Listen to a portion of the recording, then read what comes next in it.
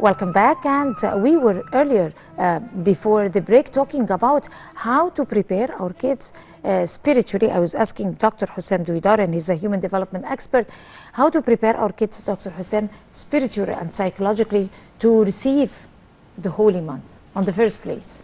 On first place, as the age of your kids, you can respond, or you can train them to be spiritually prepared to Ramadan. If they are young, very young, you can bring them the fanous, you can bring them some lightning of Ramadan, some materials for Ramadan materials, and start to tell them stories about Ramadan, about the fasting, about the holy months, about how to pray during Ramadan. If they are older than 7 or 8 years, as we are going to discuss for the studying kids, they will be 7 years or something like this.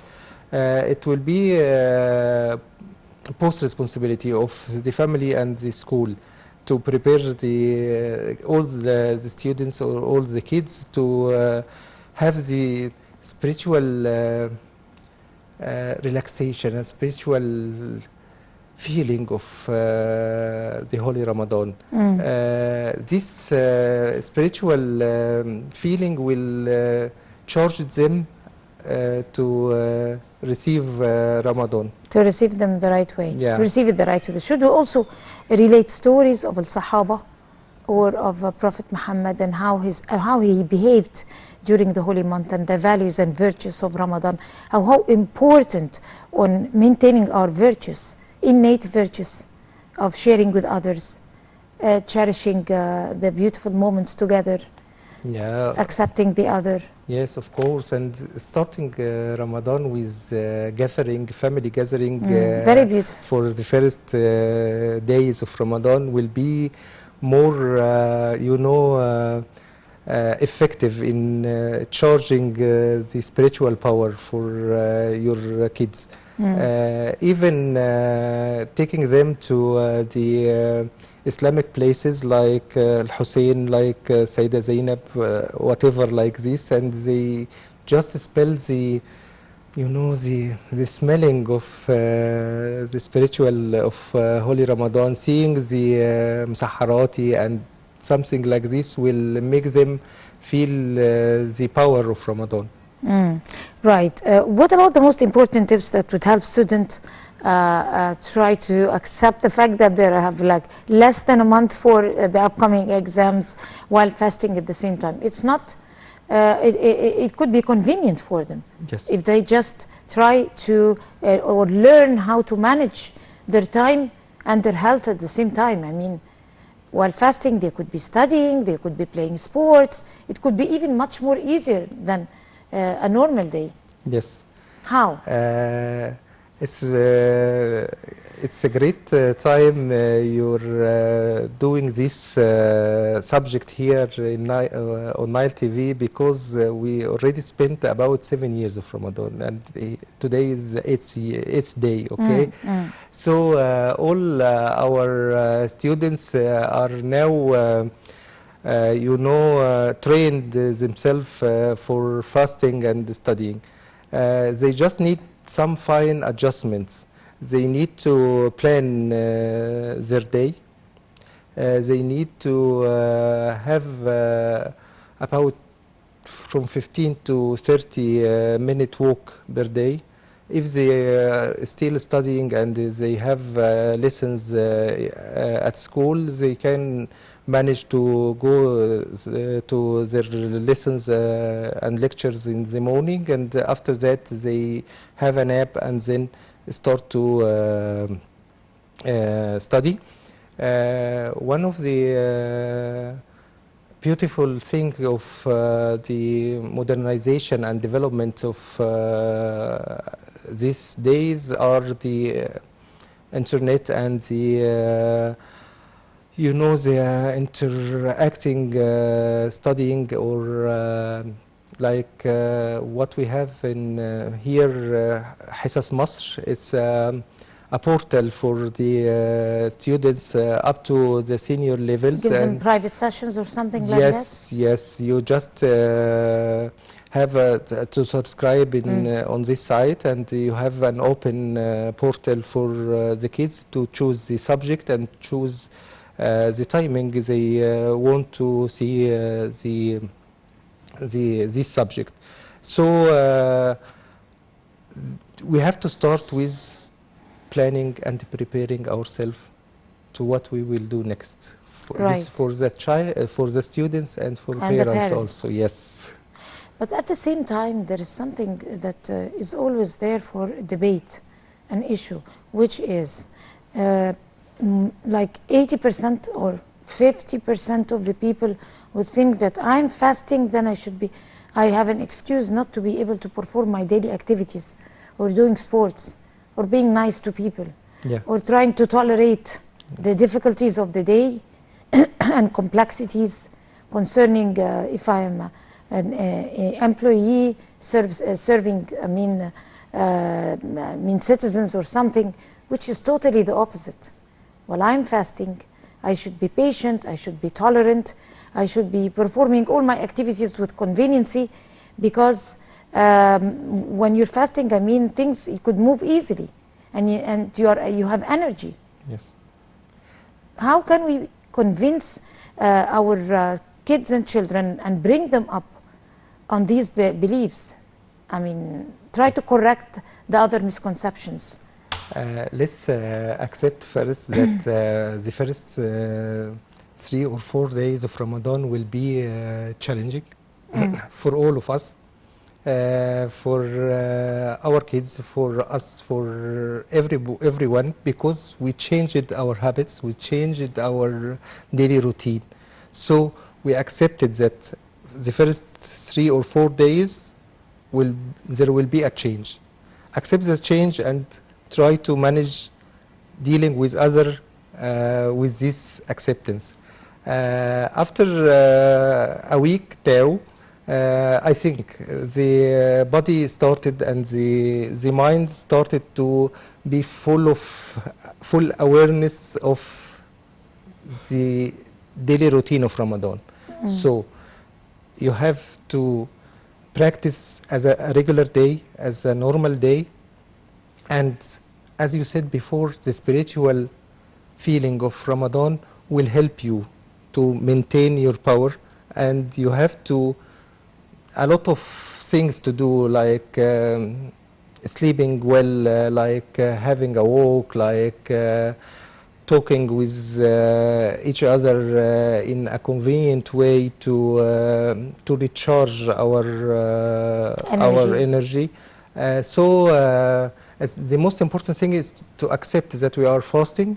There is a change in our body routine, and start to accept this and start to manage being changed. That's all. But how to link energy with fasting? Energy is so much related to fasting. It's sometimes people understand the opposite or deliver the opposite thing. Since I'm fasting, I don't have any energy. On the contrary, yes. When you're fasting, you have a lot of energy because you're not digesting food, you're not full, bulky, you're not dazed. There are lots of things that while you're on your daily routine that would lower your energy limits. Yes. You're all right. You have to adjust your power during Ramadan by eating well from Maghrib to Fajr. You have to balance your diet. You have to have a lot of water, and you have to eat what makes your mind concentrated and fully aware. This will be the fresh green vegetables, bananas, and all these things will make your brain fully conscious. One of the most important thing is the oily fish. You have to eat fish once or twice per week during Right. Ramadan.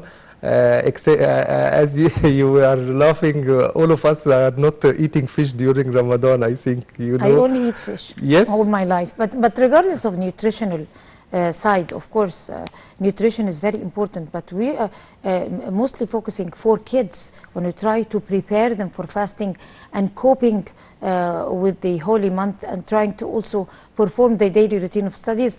Like, how about training them also for spiritual trades, like reading Quran or reading, I mean, the book, or trying to read about history, about Prophet Muhammad and his deeds, and learning how to be pious, giving them tips about how to cherish or share these joyful moments throughout the day with other people, regardless of their religion. Yes. Like doing these nice gestures. These are this is the food of the soul, Yes. like they say. So how do we teach our kids these things? What are the tips? You have to set The a plan. nutritious soul tips. Yes, you have to set a plan from the start, because they will find themselves not concentrated. I have to study. I don't have time to read Quran. I don't have time to listen to history, to Islamic history stories. So just sit with them, very friendly, and organize your day. You have 1 hour for the spiritual learning. This 1 hour will be whatever after iftar or before iftar, something like this. Just organize the day and keep him studying for his duties for 1 or 2 subjects per day only, to have a time for the spiritual and time for the mind to concentrate in the subject that he's going to study.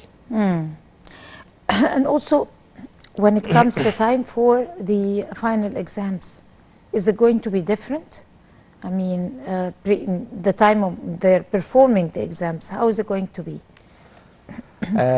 All of us think that we are not memorizing anything of what we studied, but we have the memory center in our minds. So just my advice to all my kids and students, as I always saying to my daughters, just calm down, don't stress, and all what you did will come to you, and you retrieve all the data once you are calm and you're in the exam.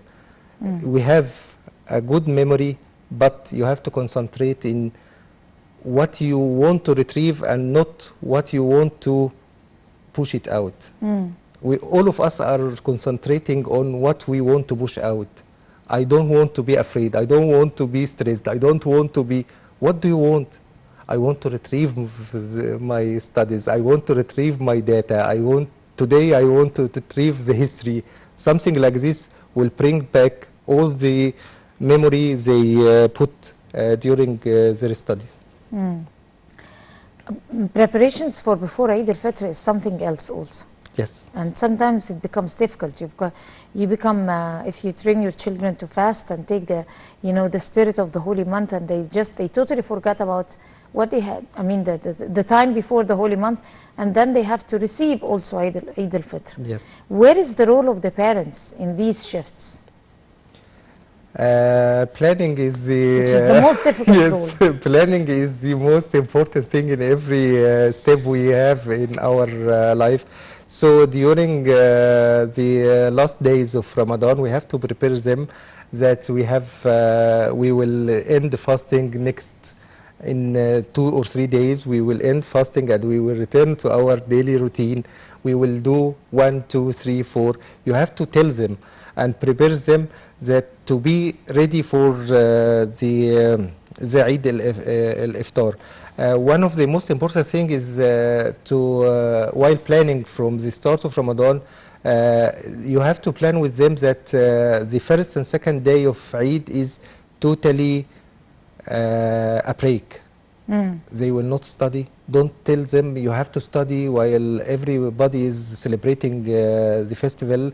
Usually this is not the case, and they keep Yes. studying when they have an exam, upcoming exam. No, on no, the fourth they day. just take a break, even a To half enjoy their day time to and enjoy their time. Yes. enjoying the festivities. Yes. But also, of course, this is totally right, even psychologically Yes. and mentally.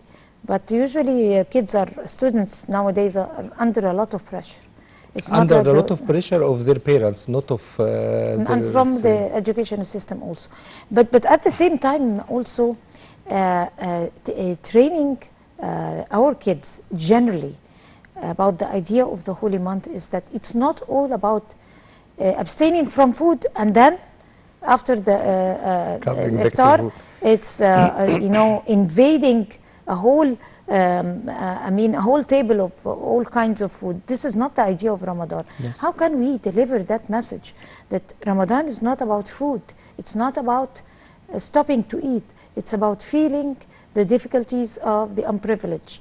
It's about sharing. It's about stretching your hands to other people, regardless of their color, their religion, their beliefs, their ideologies, whatever. You have to make peace with yourself and your soul spiritually to make peace with others. This is the holy month. Yes. Even some grown-ups do not understand that. Yes. You So- know, as you said, it's a month of sharing. It's a month of social working. It's a month of gathering. It's a holy month of generosity. You have to be Generosity, that's a very generosity good of word. everything, of love, of giving, of caring. All what you And give this is will the come core back of, to you. Of course, Yes. this is the core of Islam. Yes. And that's why the holy month was created. Yes, Just but also to feel for others. But also, it's very important in fasting because, as you said in the start of this program, that fasting is very important to rest our gut, to have a break with our stomach and our intestine. It's very important. Usually, that's to not the case with some people. It's the opposite. It's even the 16-hour or the 14-hour we are fasting. It will relax our guts and relax our digestive system and make it regenerated or renewed from the start again. And one very important thing is the energy taken by digesting food is directed to other centers in the body to improve our white blood cells, to improve our immunity. As a lot of people think that during fasting we have low immunity. In contrary, Exactly. no, we have more immunity system activities as all the energy and all what we used in our digestive system go to other systems and work very healthy.